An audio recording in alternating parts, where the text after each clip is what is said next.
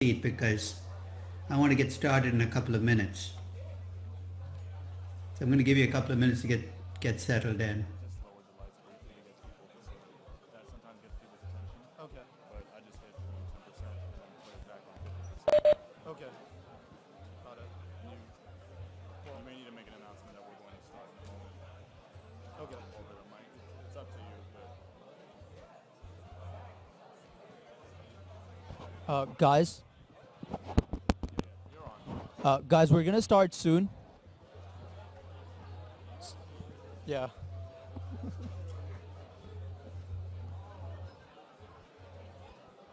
Should I be louder? Yeah. Guys, I'm just turn the lights Okay.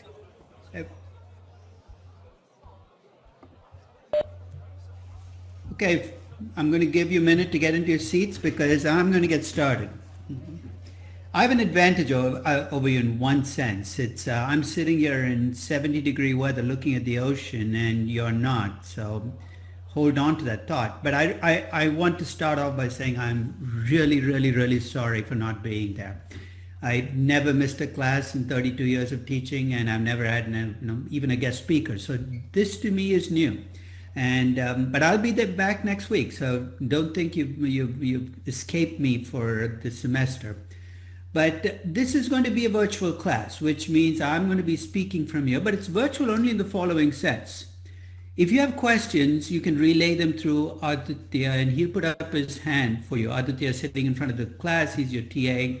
He'll put up his hand virtually, and I'll call on him, and he'll repeat your question. So if you want to participate, you're welcome to. It's going to be a kind of difficult for me to see somebody putting up their hand, so you'll have to let me know that you want to ask a question. But this class is pretty much an introductory class, so I want to start off by focusing on what this class is going to be about, what it's going to cover, and if you want to get out of this class, give you a chance to get out. Here's the first thing I want you to do. Look around the room. Hey, it's a big class. I shouldn't be saying that, but you'll be surprised at how many times at the end of the semester people come back and say, hey, that was a big class. What did you miss? And you sat down in this room, which is Paulson Auditorium, and you looked around the room and you see 325 other people. Of course it's a big class. But while it's a big class, I'm going to teach it as if it's a small class. So I'm going to start off before I get into what this class is about, what it's going to cover, all the issues that I think are specific to the class. I'm going to give you a little bit of my history. I came to NYU in 1986. I'm ancient.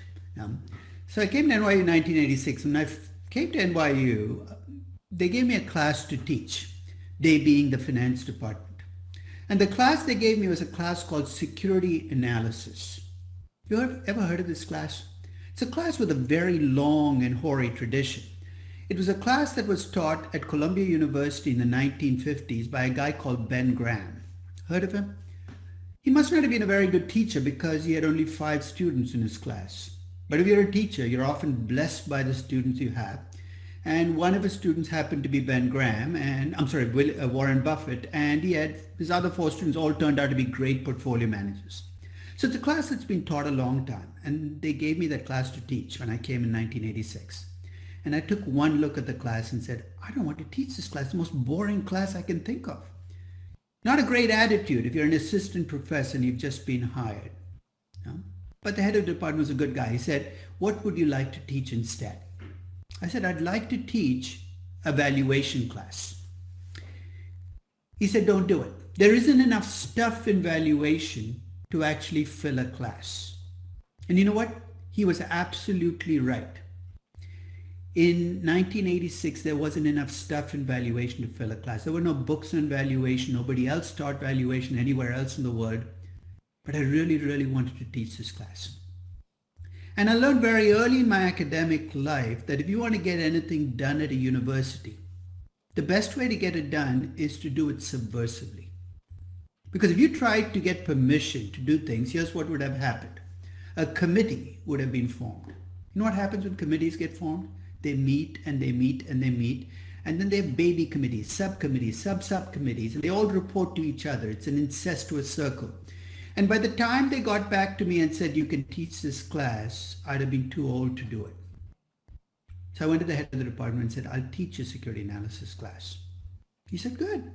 And I walked in and I taught a valuation class. They have no idea what I do in a classroom. I could be teaching cooking for 15 weeks for all you know. You know how long it took them to catch on? In 2008, I get a call from the dean's office, 2008. And they say, and the person on the phone says, we hear you're teaching a valuation class. I said, yes, I've been doing it for 22 years. And they said, we don't see it anywhere on the schedule. I said, that's easy to explain. I've been taking all these other classes you've been giving me and hijacking them and teaching valuation instead. I said, remember that equity, instruments and markets class you've been asking me to teach for the last 12 years? I said, I'm not interested in instruments, markets, or even equity. So what do you think I taught instead? I taught valuation. They said, that's not right. If you're teaching valuation, we should call it valuation. I said, you're right. Let's call it valuation. So if you look at the NYU class schedule, you'll see valuation show up for the first time in 2008. But last spring of 2017, which was the last time I taught this class, I've been on an extended break, was my 53rd semester teaching this class, and this will be my 54th. And I'm going to say something about this class that's going to encapsulate how I think about valuation.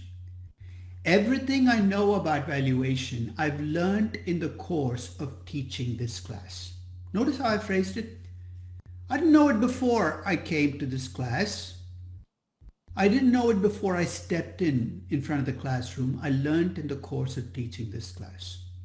If you ask me, do I teach valuation the same way I did 32 years ago? Of course not. I'm not stuck in 1986. Lots of things have happened. You had the dot-com boom and bust. You had the social media boom and bust. You had all China rising out of nowhere. My valuation class has changed with the times because it reflects what I've learned about valuation. One of the things I hope to convey in this first session and over the next 27 after that is to give you some of the lessons I've learned in the course of teaching this class. So let me first step back and give you some administrative details before we start talking about what the class will cover. So here are some things you need to know about how to find me, how to reach me, and how to get help. My office is in KMEC 969. So you come up anytime, basically you can find me there, at least in the times that I'm in New York. The easiest way to get to me is through my email. My email address is right there, and I'm pretty good about answering my emails. Much of the stuff, almost all of the stuff that I will do in this class will be on my website somewhere, and my website is easy to find. It's just myname.com. I actually bought the rights to my name under Ruschi, so I still own it. I have office hours, and the office hours are constrained by the fact that I teach 3 classes on Monday and Wednesday, starting at 10:30, ending at 5. So my office hours kind of wind their way through the classes. It's 9:45 to 10:20. That's before my very first class, 12 to 12:30 during the lunch break. But I'm going to introduce a principle that's going to make it easier for you to get answers. It's called the fair game principle. You know how it goes? If you find me, I am fair game. Wherever. In the elevator, in the restroom. Restrooms might not be fair because that half the population will not be able to, at least legitimately find me there. I've actually had people show up on exercise machines. I used to go to when Kohl's was still open as a gym, I used to go there in the morning. And people from my class would show up magically in the next treadmill and try to ask me questions while I was in the treadmill. And I had to institute a rule that said if my heart rate exceeds 100, I can't be responsible for the answers I give you. But the fair game principle basically means if you find me, I'm fair game on any question. Aditya is the TA for the class. Make good use of him. And we'll talk about how we can structure this so that you can get help whenever you need it, wherever you need it. Because one of the excuses I hope you will not have at the end of the class is I could not find him to ask the question. You should be able to find me no matter what the question is or when it is in the semester, and I should be able to answer that question. So that's kind of the administrative stuff that I wanted to say. Now I'm going to lay the structure for this class. Now, if you, as I said, I've been teaching this class for 33 years and I've thought about some of the things I've learned during the process. So the next 25, 30, maybe 45 minutes, I'm going to encapsulate those things in 5 broad themes that are going to run through this class. First, I'm going to ask you a question. In fact, this is a question I posed in the forum. No fair looking at the answers I've already given. I want you to think about the answer to this question. And while you might not be able to answer the question physically, at least in your mind, think about the answer to this question. Is valuation an art or a science? Think about it. Is valuation an art or a science? Let's break it up. Is valuation a science? Let me make it simpler. Is mathematics a science? In fact, you could argue, and mathematicians often do, that mathematics is the only pure science. Let me follow up. What is it about mathematics that makes it a science? Think about it. What is it about mathematics that makes it a science? You might say it's a set of rules, there are lots of principles. That's not quite it, right? The reason mathematics is a science is its absolutes. 2 plus 3 is 5. No matter what part of the world you count it on, what instrument you use to count it. You could use a calculator, a computer, an abacus.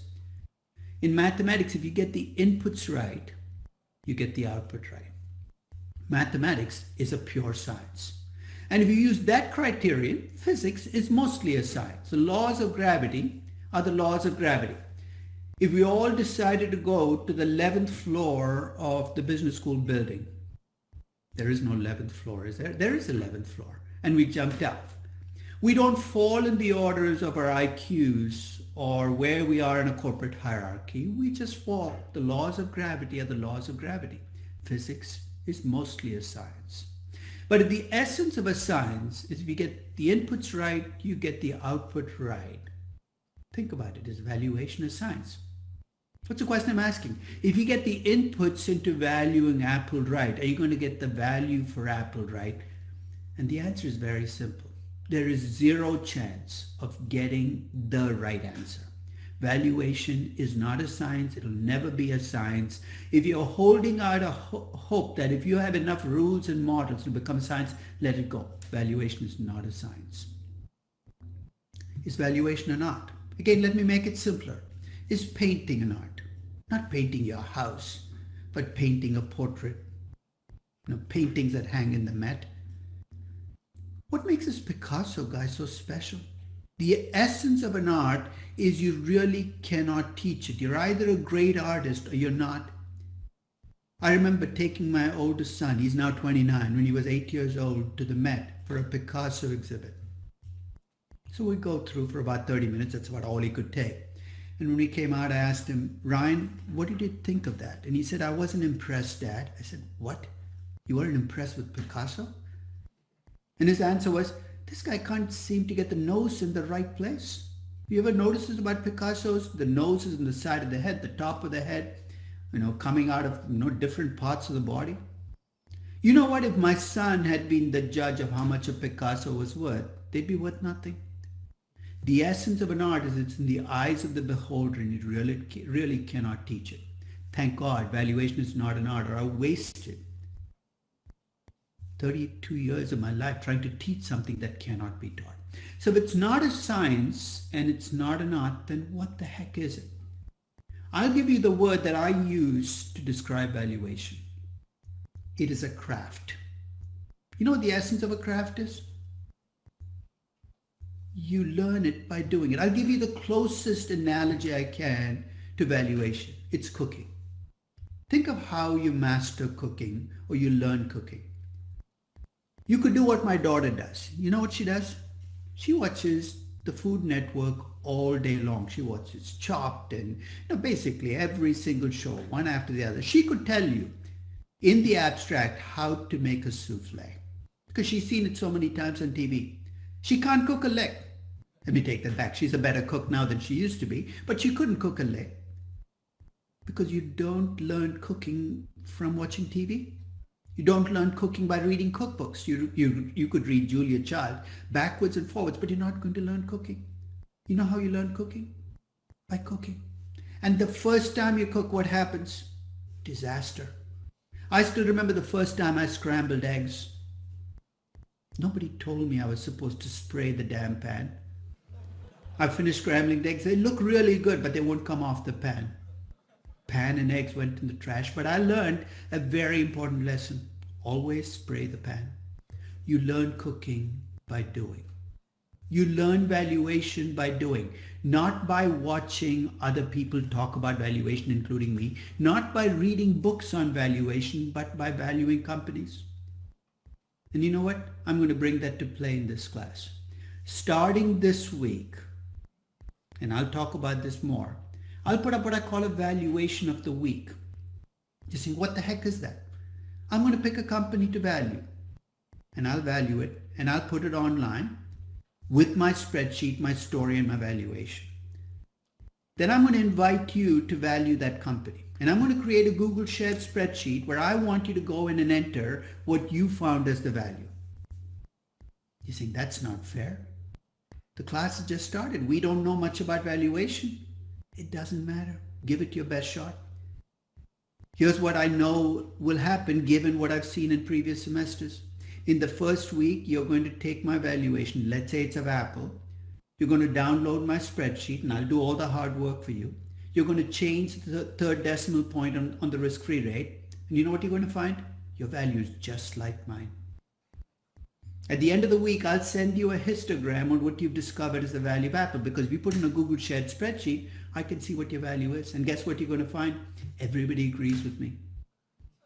And as the weeks go on, and I put other companies, and I'll pick companies that are very different each week. Maybe next week, I'll pick a nice Nigerian consumer products company. Week after that, maybe I'll pick a Brazilian mining company. Because you learn valuation by doing, and the more different the companies you value, the more you will learn about valuation. So if you ask me to describe valuation, it's a craft. How do you get better at a craft? By working at it. How do you master a craft? You never do. Not even the best cook in the world is ever the master of every single cuisine. So you've got to keep working. I will talk a little bit about how much I have to work on this craft and what I learn when I'm willing to open the door and say, look, I might not have the answer to that question. Because the way you get better at a craft is by keeping the door open to the possibility that the things you still haven't learned. So that's going to be my first thing. Valuation is a craft. Let's work on the craft. Second, you see, what are we going to value? Now, most of you are probably thinking, we're going to value Apple and other publicly traded companies. Well, we'll start there because that's where valuation is easiest to do. You know why? Because it's lots of historical data and you have a crutch. You know what that crutch is? When you value Apple and you come up with the value for your company, what's the one number you check it against to make sure you haven't completely gone off the rails? The market price. So if you got a value $3 per share for Apple and it's trading at $155 per share, you know you've screwed up somewhere. So we're going to start with publicly traded companies. And to keep things easy, we're going to start with more mature publicly traded companies. Mature in what sense? I'm going to talk a little bit about what I call the corporate life cycle as we go through this process. You have young companies, mature companies, and dying companies. Mature companies are the easiest ones to value. We'll start with that, but we won't stop there. We'll value companies across the life cycle. We'll value startups, we'll value young companies, we'll value declining companies, and we won't stop there. We'll value private businesses. After all, for every publicly traded company, there are 10 private businesses that need to be valued. We won't stop there either. We will value individual assets. How much is Manny Machado worth to the New York Yankees? We'll value some unconventional assets. And we'll draw a contrast as we go through about valuing something and pricing something, which is another theme I'll come back to. And using the pricing mechanism, we'll ask questions about Bitcoin or whatever else strikes your fancy. Here's my end game. By the end of this class, I want you to be able to put a number on pretty much any asset that I give you. You should be versatile. And we look at valuation through different eyes. We look at it through the eyes of investors. We look at it through the eyes of managers. We look at it through the eyes of an acquirer or an activist. You say, what's going to be different? We're going to find out. So we're going to look at every aspect of valuation. We're going to turn it, we're going to look at every angle, because by the end of this class, you're going to recognize that you can't have different rules for different groups of people. You can have different estimation choices. So this is a class about valuation and valuation alone. So here's your chance. If you're not that interested in valuation, why are you in this class? So if you don't want to talk about valuation, there are probably better classes, because all we'll talk about for the next 15 weeks is valuing things. Third broad theme. When I ask you to put a number on an asset, there are two different ways you can approach putting a number on an asset. You can value the asset, or you can price it. You think, what's the difference? We're going to talk about valuation for the biggest chunk of this class, perhaps for the first 8, 9, or 10 weeks. And we're going to show that the value of an asset comes from three sources. Its cash flows, its growth, and its risk. That's it. It's not complicated. We're going to use discounted cash flow valuation as a mechanism, as a tool to attach a value to an asset. So when we talk about valuation, that's often what we're talking about. What's the value of an asset? What's the value of a business based on its characteristics, its cash flows, its growth, its risk? You see, what else can you do? Well, you can price the asset. You know what drives price? Demand and supply. Don't make it any more complicated than it has to be. The price of an asset is determined by demand and supply. You say, what drives demand and supply? Maybe fundamentals like cash flows, growth, and risk, but it's also driven by market mood and momentum. It could be driven by stories. Small stories can cause big shifts in pricing. I still remember about 3 or 4 years ago when Apple came out with another new iPhone. I open up my, my browser and I'm looking at the Apple stock price, and it drops about $5. $5 for Apple then was about $15 billion in value. So what the heck happened? And it turned out that it was in response to a tweet from somebody that nobody knew, claiming to be outside an Apple store in Shanghai. And here's what the tweet said. There's nobody waiting outside the store. That's it. And the market was responding to that story. We have no idea whether this person was even in Shanghai outside an Apple store. That's the kind of story that can drive price. I'm going to argue during this class that when you're asked to put a number on an asset, you have to ask the question, am I valuing this item or pricing it? And I'm going to argue that 90% of what you see out there that is called valuation is really pricing. I know many of you aspire to be investment bankers, and I won't talk you out of it. But if you're an investment banker, if you think your job is valuing things, let that thought go. Investment bankers have to get transactions done. They're more like realtors than they are financial analysts. Think about how a realtor puts a price on a house or a number on a house. Does he or she do a discounted cash flow valuation of the house? No, there's no chance. The way a realtor puts a number on your house is by looking at other houses in the neighborhood and asking, hey, how much did they sell for? The name of the game in much of what you see out there is pricing. And if you're asked to price something, you have to approach it very differently than valuing it. So in this class, I'm going to talk a lot about valuation, but then I'm also going to talk a lot about pricing. Because the reality is most of you, once you leave this class and you get jobs and go out into what they call the real world, your jobs are not going to be valuation, even though that's what the title of your job might be. It's going to be pricing. So I'm going to talk about how to price things better, because the pricing process and the value process can yield very different numbers for the same asset, and you can come up with answers that are different depending on what your mission statement is. In fact, you can argue that all of investing is built on what you think about this process. If you're an old-time value investor, think about what you assume. You assume that the value process can give you a number very different from the pricing process. And if the number is different, there's a gap between value and price, what do? You try to exploit it. You try to buy assets that are undervalued, and then you hope and pray that the price adjusts to the value. So even if you're a value investor, you ultimately are dependent on pricing to make your money. So you're looking at what is the gap, will it close, what will cause it to close. That's what value investors do. You know what traders do? They play the pricing game. What's the pricing game? You buy at a low price and you sell at a high price. I actually prefer to hang out and talk to traders than to fake value investors. You know what fake value investors are? They're portfolio managers who are really playing the trading game. They basically, but they want to make it look like they're playing the value game. At least be honest about what game you came to play. So we're going to talk a lot about the contrast between pricing and value. And I'm not going to push you into one over the other. I'll give you my priors. I am a believer in value, but I got there the long way. You might decide that value doesn't work for you, that you prefer pricing, and that's perfectly okay. There's no virtuous way to attach a number to an asset. This is a pragmatic game. So valuing an asset is not the same as pricing the asset. Now, you ready? Because I'm going to ask you a question. And I want you to look inwards to answer this question. Here's my question. If I asked you to classify yourself as a person, would you more naturally think of yourself as a number cruncher or a storyteller? Let me repeat that again.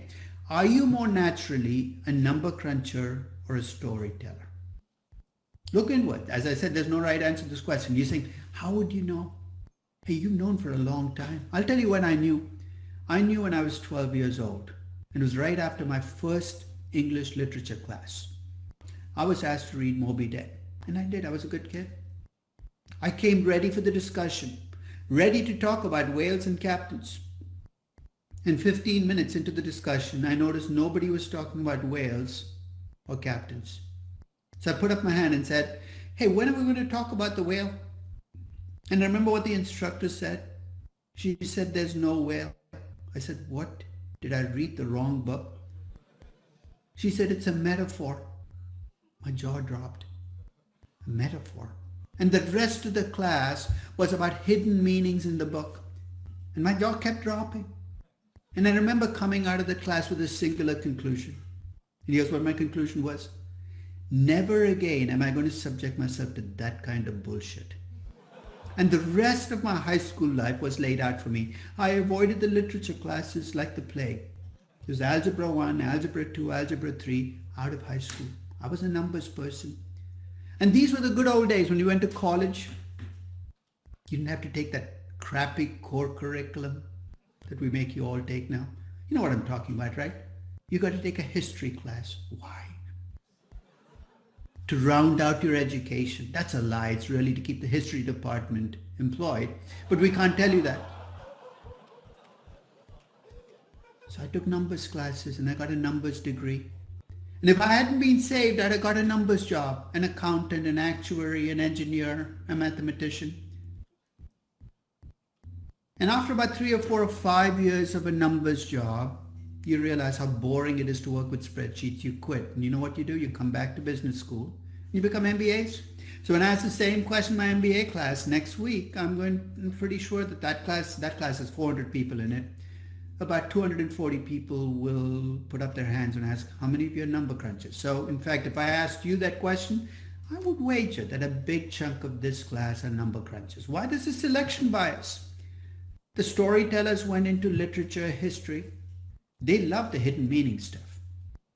That 12-year-old in my literature class who loved hidden meanings, you're talking about the poets. In fact, my youngest son is a poet. I remember he showed me his first poem. I don't think he's going to show me anymore.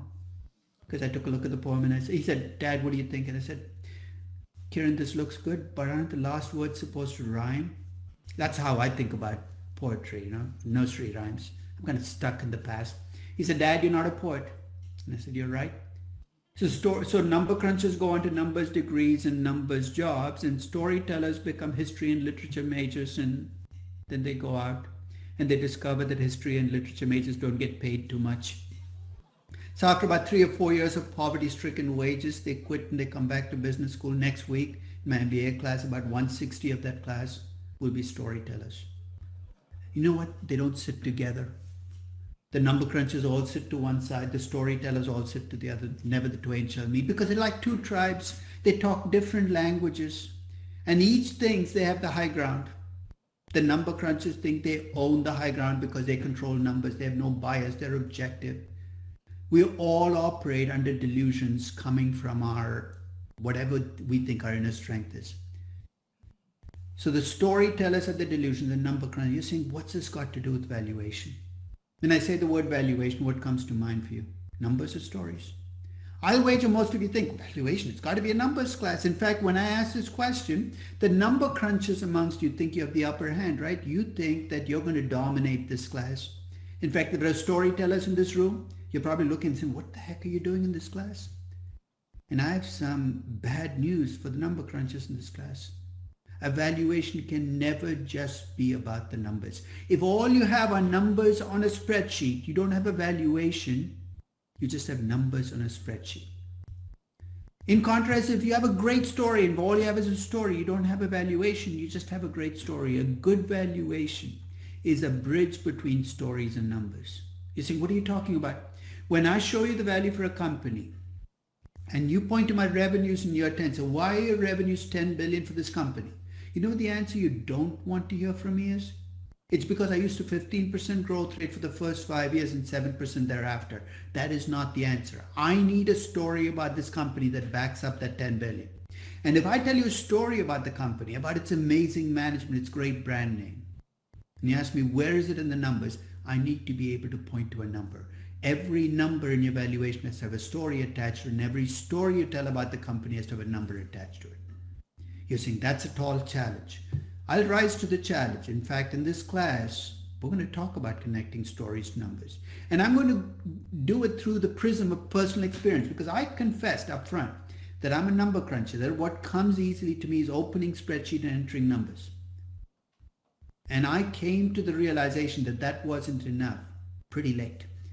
In fact, it was about 6 years into the game that I realized that I had a problem with my valuations. I had no faith. Strange word to use in this class, but no faith in my valuation. Faith in the sense I could not act on my valuations. Why? Because I had no story holding the numbers together.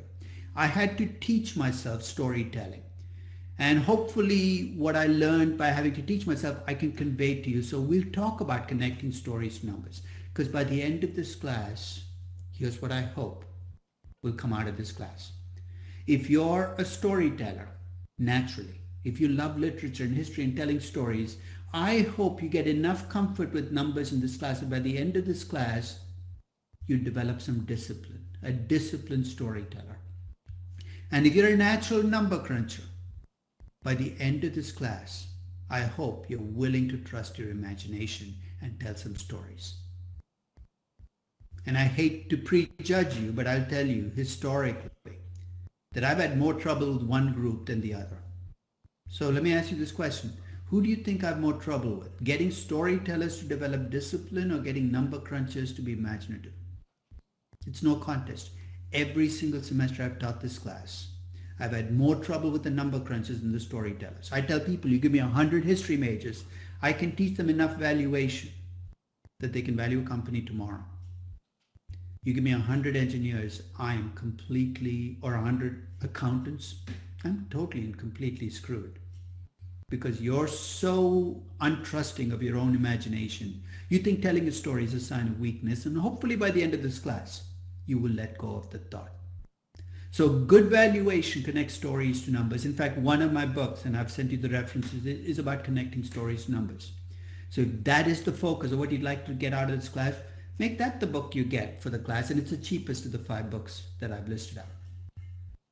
Finally, let me talk about that word faith. What do I mean by it?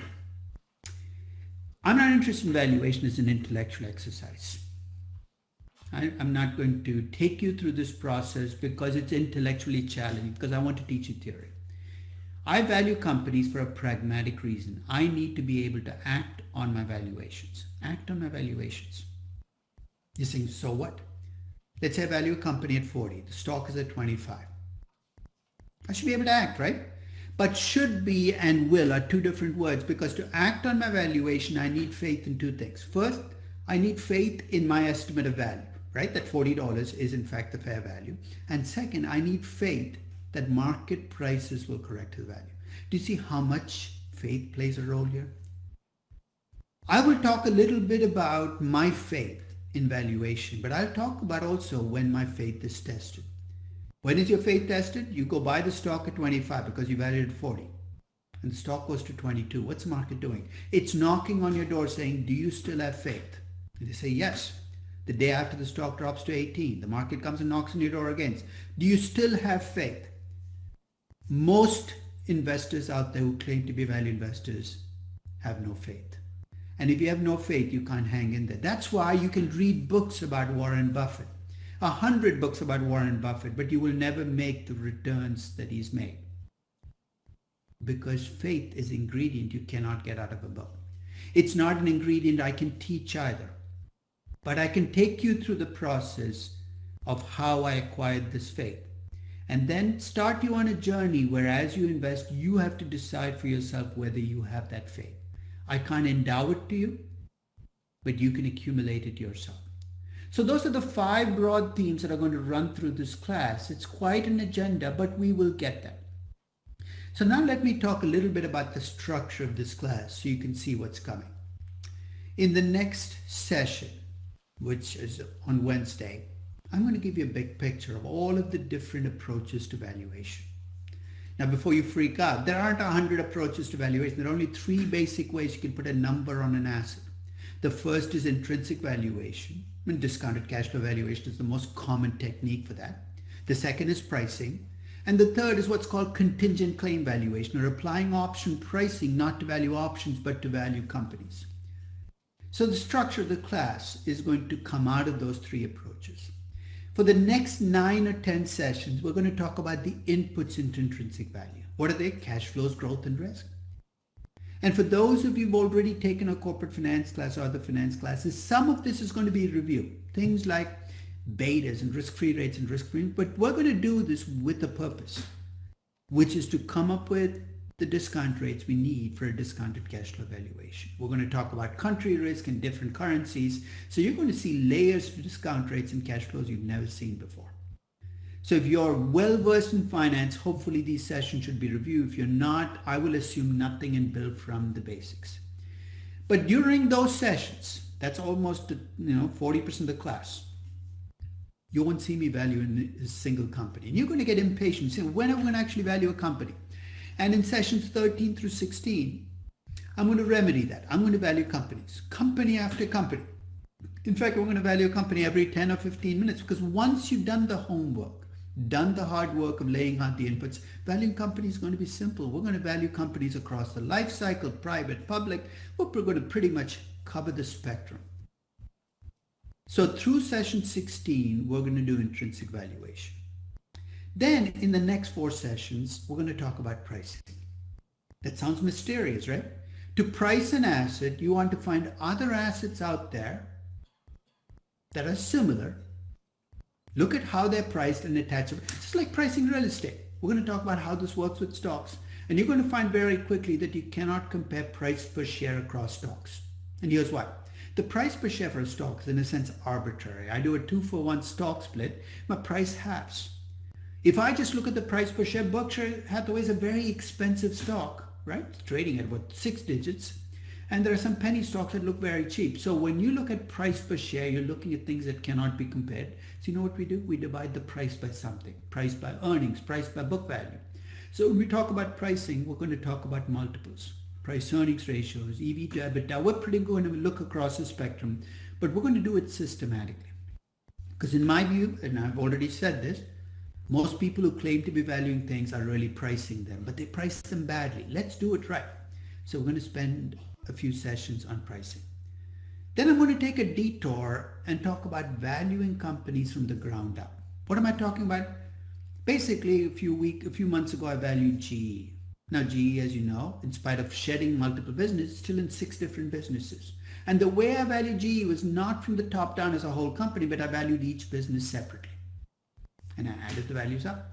It's quite a challenge. It's called sum of the parts valuation. We're going to start with that. But then we're going to do something which I think is interesting and different.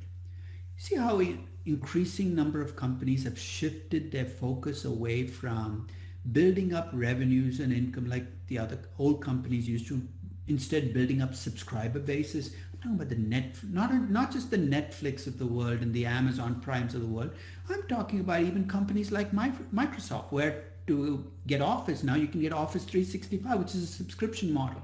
We're going to talk about valuing users and subscribers and customers, and then use that approach to value a company like Uber, value a company like Spotify or Netflix, basically building from the bottom up. And then we're going to spend a session or two valuing private companies. What makes private companies challenging is that the information is scanty, but also there's no market price and motives matter. Why do you want a number on your company? For those of you who have relatives, friends, parents who own companies, this is your chance to be a hero. You can then go back and value your family business and perhaps get a commission for doing it. And then in the final few sessions of these different approaches, we're going to talk about applying option pricing. This is called real options. We're going to talk about how we can use option pricing to value natural resource companies, equity in distressed companies being companies that are losing money and have a lot of debt, equity in young biotechnology companies, value comes from a patent. And we're going to close the class with two endpoints. One is to talk about acquisition valuation. Is there anything different about valuing a target in an acquisition? I'm going to argue for the most part no, but we're going to talk about control and synergy that often come up as additional features. And then I'm going to talk about how to change the value of a company. This is where valuation meets corporate finance. Now, for those of you who track my classes, you probably know that I teach corporate finance to the first year MBAs and valuation to the second year MBAs.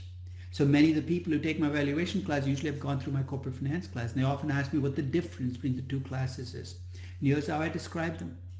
In corporate finance, I look at the value of a company from the inside out, as a manager, as an owner of the company. In valuation, I look at the same question from the outside and as an investor. And in this last session on value enhancement, I connect corporate finance to valuation. So I'll give you a very speedy one-session review of my corporate finance class. That takes us to what I call the grand finale. And the grand finale, we're going to just look back at the process and ask, hey, did we get it? If you're a number cruncher, did you get imaginative? If you're a storyteller, did you get disciplined? Now, in terms of pre-class prep, it's probably too late to remind you of this, but I did send the reminders out a couple of weeks ago, so you can't blame me for not giving you advance notice. You're saying, what do I need in this class? Very basic stuff. I'm not an accountant. I'm going to say some very mean things about accountants during the course of this class, but let's face it, much of our raw data, the information we need to value companies comes from accounting statements. So I need you to understand how to read a financial statement. I don't care whether you can understand debit or credit or all those stupid rules that accountants have, but if I gave you an income statement, do you know the difference between operating income and net income? If your answer right now is no, I'd like you to go back and read that very short preview that I had, a primer. It's a 10-page primer. It's all I know about accounting fit into 10 pages, and to be honest, I don't want to know anything more about accounting. We need statistics. Statistics is an incredibly powerful tool to deal with big data. And let's face it, financial markets are the original big data. I laugh when I see companies claim to have discovered big data. Hey, we discovered big data 50 years before anybody else did. So one of the problems you're going to face in valuation is not that you have too little information, but too much. And you have to make sense of too much information. And guess what? We're going to play Moneyball. We're going to use statistics to make sense of the data. So again, if your statistics is shaky, read that very short primer. Again, it's not deep, but it talks about, summary statistics, the average, the median, distributions, things that you can draw on. And finally, this is an elective, so I assume you've taken some basic finance classes, but I will assume nothing. But if your finance is shaky, I would suggest you take a look at some of the primers I've put up on basic financial topics. Think like present value. If you're still wrestling with the notion of the present value of an annuity, I'm not going to cover that in this class. So go back and read those previews. So I'm not asking for much in terms of prior knowledge. You don't need to be a mathematician, a statistics major to do this class, but I'd like you to be prepared. Now let me set you up for what's coming. I will invade your life, and I mean that in the best possible way, for the next few weeks. For the next 15 weeks, every day, you are going to be in touch with me whether you want to or not. So here's what's going to happen. Every Monday, we're going to have a class. That's obvious. Every Tuesday, you will get the valuation of the week email. So tomorrow, be ready. I will send you an email. Remember we talked about getting your hands dirty on valuations? You get an email with my links to my valuation, the company I'm valuing. And you will have time to then play with that valuation and come up with your valuation. On Wednesday, we will have class again. And right after the class, I'll send you what's called a weekly challenge. Don't freak out. There's no grading attached to it. This is completely optional. And what the weekly challenge will do is we'll take whatever we did that week and take it one step above to see if we can reach beyond just the basic facts. That weekly challenge you can work on for the rest of the week. But as I said, you don't have to turn it in to me. You don't get graded. It's up to you. On Thursday, I'll send you an email about your project. You're saying, what project? I'll talk about that in a few minutes. But you get an email about your project. On Friday, I'll do a webcast. I call it a topical webcast. It's an in-practice webcast. You're saying, what the heck is that?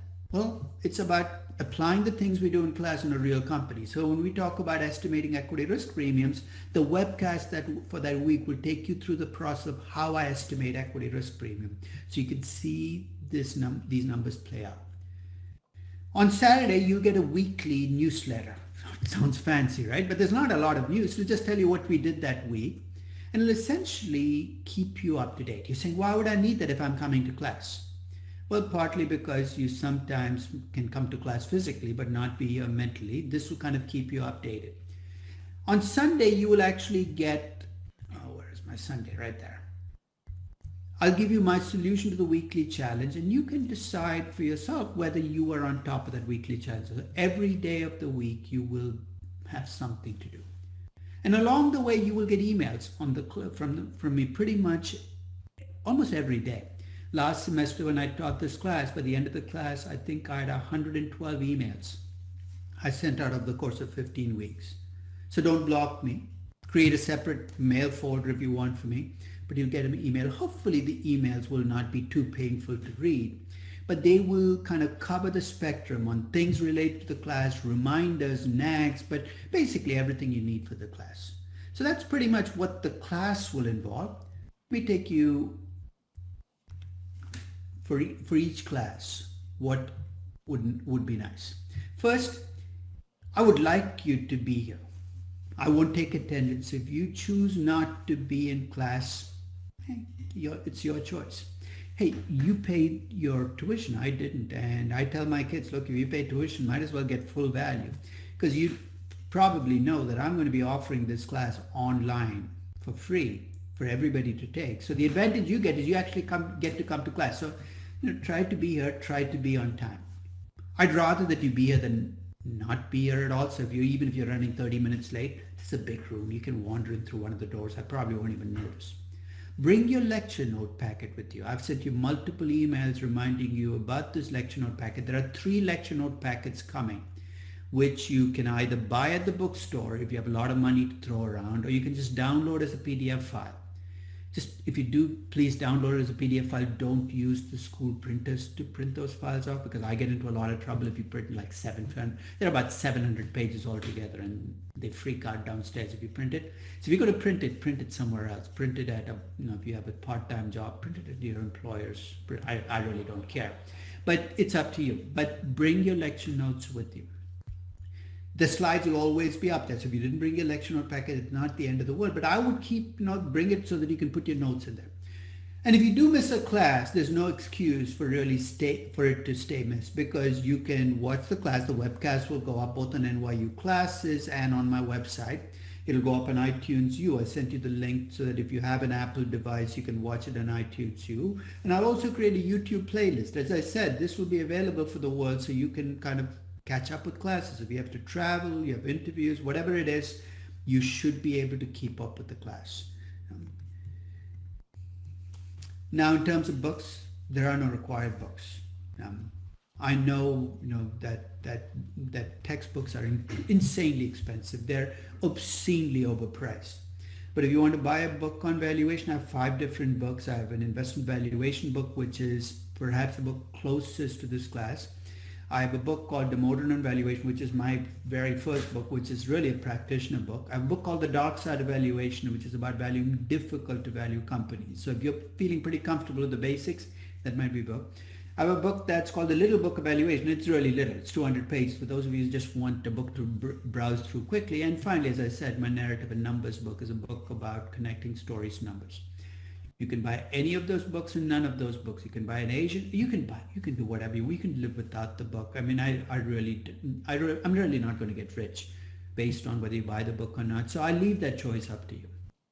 Incidentally, if you have an Apple device, I have a couple of other things that you might want to use. One is I have a app that I've built for the iPad and the iPhone called UValue with a friend of mine, Anand Sundaram, who teaches at Dartmouth. So if you get a chance, if you have an Apple device, go to the app store, type in UValue. You'll see the app download. It's an app for doing an intrinsic valuation of a company. It comes with a money back guarantee. You know why?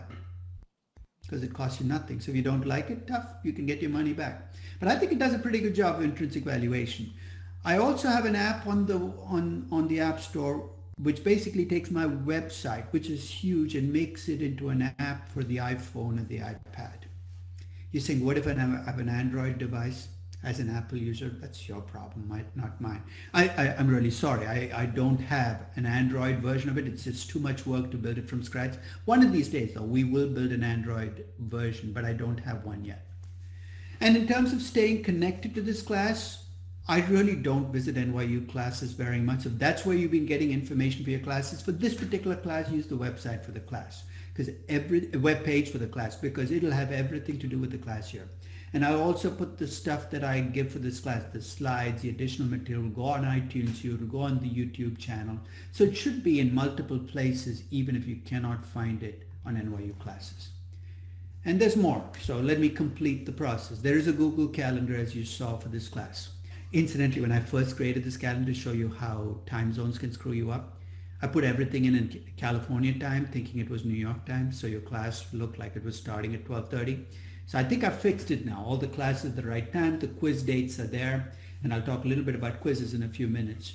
I would strongly recommend that you also put a link up to my blog. It's called Musings and Markets, because it's really a valuation and corporate finance blog. I don't blog about my personal life, but it has my valuations, what I think about markets right there.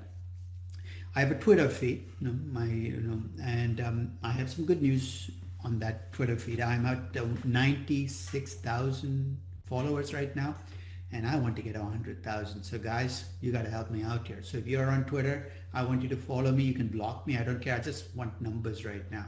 As I've described before, I want to be the Lady Gaga of finance, which means I need to get 1 million, 10 million, 40 million.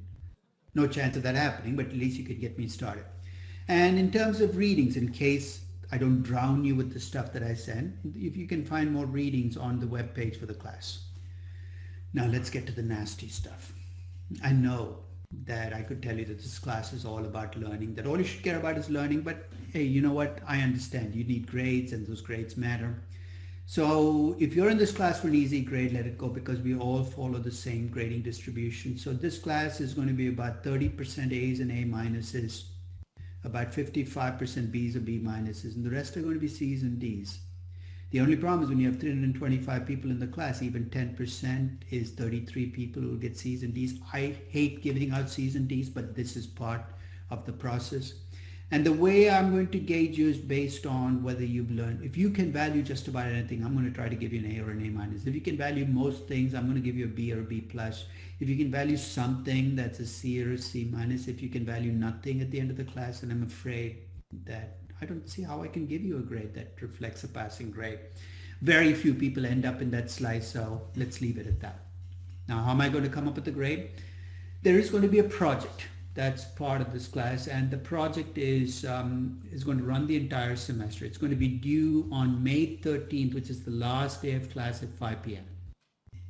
Now, to keep you from procrastinating, midway through the semester, I'm going to ask you to turn in a part of the project, and I'll describe the part, not for grading, but for feedback, so you can see that you're on the right track. But more than anything else, it's just to make sure that you get started in the project.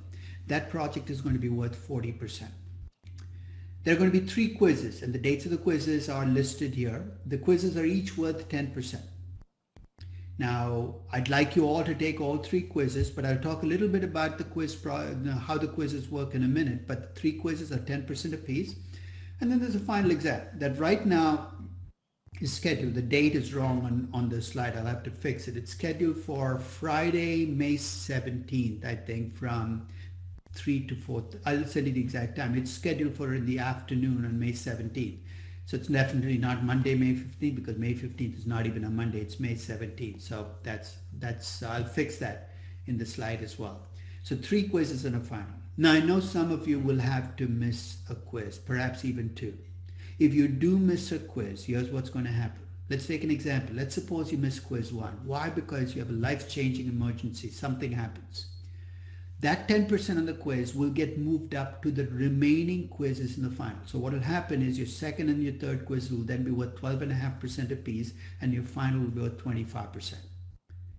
When you miss a quiz, the 10% will always get moved to the remaining exams.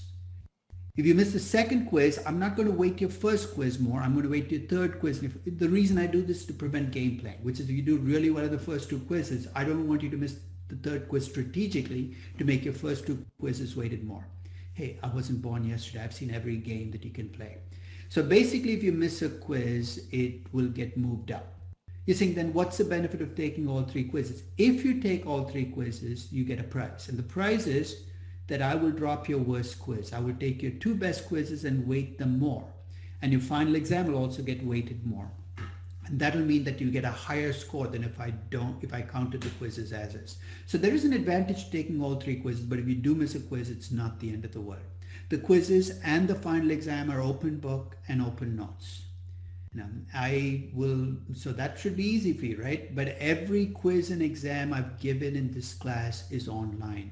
So if you go to the web page for the class, you can actually download every quiz and every final, which actually makes my job more difficult because it means I can never repeat a quiz or an exam. But it does mean that you can't say that you don't have anything to try out on, that you don't have an example of a quiz. So every quiz and exam will be accessible to you. No, so the quiz rules, as I've just recapping: open book, open notes, just your open book, your open notes. You can bring you can bring your financial calculators, and you cannot have laptops yet. Until I find a way to turn off Wi-Fi and keep you from conversing with each other. No. So basically, I would suggest you take all 3 quizzes if you can do it. But if you miss a quiz, as I said, I've at least given you the framework for what will happen. So that's pretty much what I wanted to say about the class. In terms of the project, a few things. As I said, the project that you have to do is a group project, but every person in the group will have to pick their own company. Now, I'm going to let you pick your own groups. Why? Because you live with the groups you pick. You can't complain about them. If you cannot find a group, you're ostracized for whatever reason. What I'd suggest you do in a week or so, I will send an email out seeking out orphans. You know what are orphans? Orphans are people without a group. And I'll create an orphan list. And that orphan list, I will connect with each other. It's a pretty pathetic list if you ask me, because these are people who can't find groups. Sorry, I'll take the word pathetic out. But you will be able to find a group. Once you find a group, each of you is going to pick a company. Do the companies share anything in common? Nothing.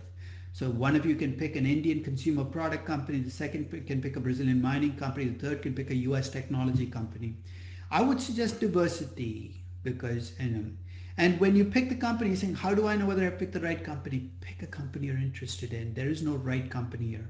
The only piece of advice I'd give you on a company is go where it's darkest. Find a difficult company to value. You will learn more about valuation by doing this. So each person in the group will pick their company, and over the course of the semester, and I'm going to try to pull up the project summary, the presentation, which is the project, which you should have in front of you as a handout. So let me see if I can pull it up here.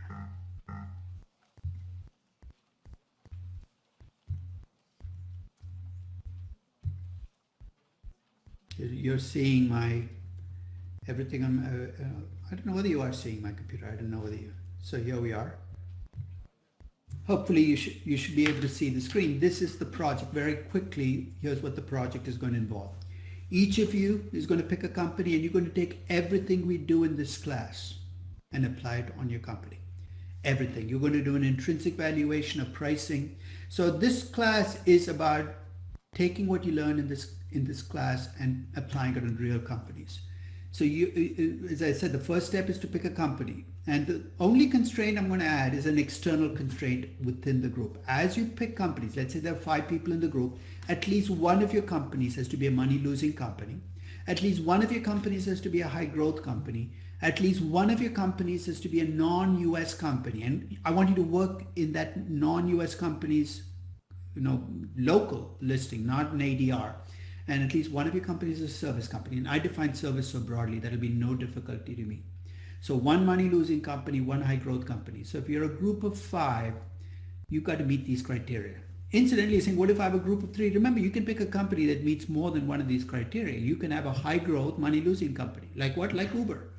So you can meet multiple criteria with one company, but that's the only external constraint. I will put a list up if you don't know of companies to look at, but I wouldn't even look at the list. Pick a company you're interested in, then talk as a group. Second step in the process, you're going to do an intrinsic valuation of the company. So you're going to take everything you've learned about discounted cash flow models, apply it in your company, tell a story, come up with the value. That's the part that is going to be due midway through the semester, which is not going to be for grading, for feedback. So I'm going to force you to do that part first. Okay?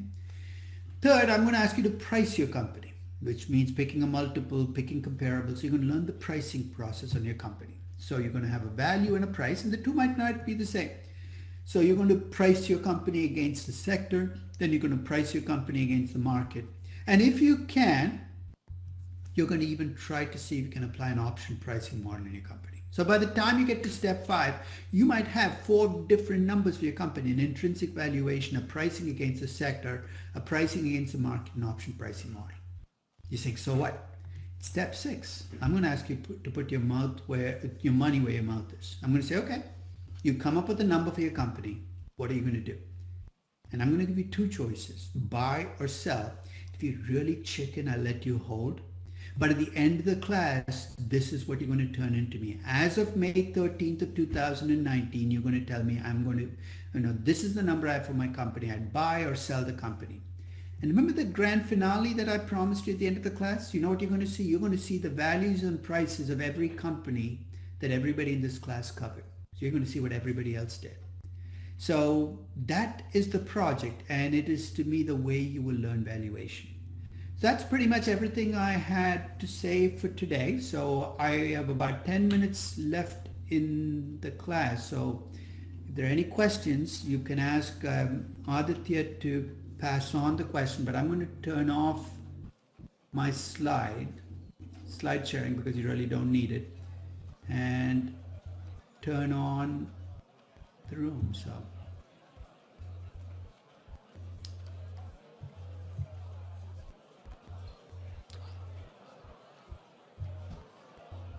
okay, folks, any questions? No, you're all leaving already?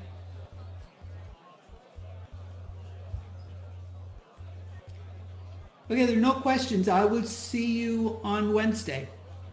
And I will see you virtually again on Wednesday. My wife's surgery is tomorrow, so I don't want to leave her the day after the surgery, but I will see you, virtually on Wednesday. And by next Monday, physically, I hope to be in New York. So talk to you soon. Take care.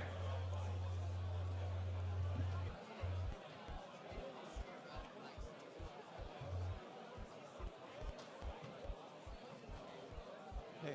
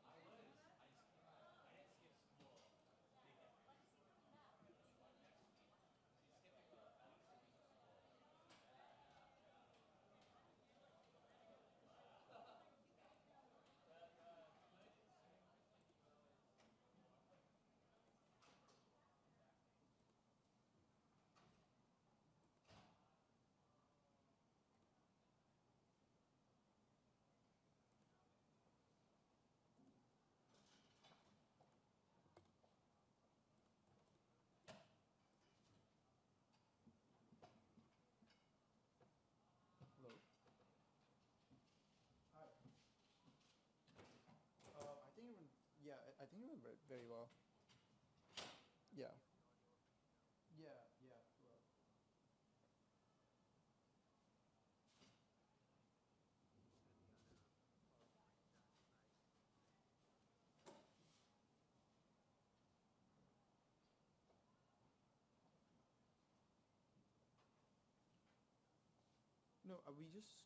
No, we just saw everything you were.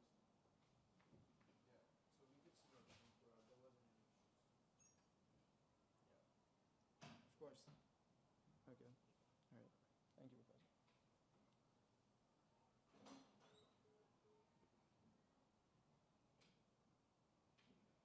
Bob, what we don't have. Yeah. Should we just do the single lights or the? We usually do the bar with the tube. I don't think we have the second set.